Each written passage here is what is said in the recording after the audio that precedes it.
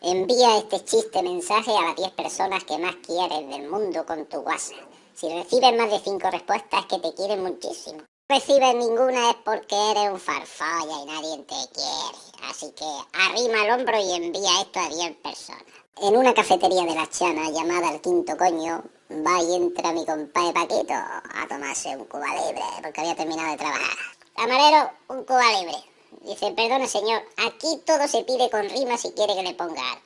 Dice, bueno, dame un Cuba Libre cañero para que venga un negro y se folle al camarero. El camarero lo mira con mala follada de arriba abajo y le dice, ¿y por qué no pide un aguardiente para que venga el negro y se folle al cliente? Niño, ¿qué dices? Te voy a pegar un soplamoco que vas a hacer palmas con la oreja. Allí al lado había un chico de vena distraída, o sea, un maricón.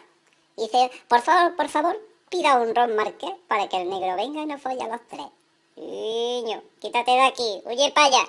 De pronto entra un negro de esos de 2 metros por la puerta del bar, más negro que un cerote, y dice, oiga hermano, póngame un ron colombiano para follarme el que tiene el móvil en la mano. Pásalo y no sea egoísta y deja que el negro se folle a todos los de tu lista.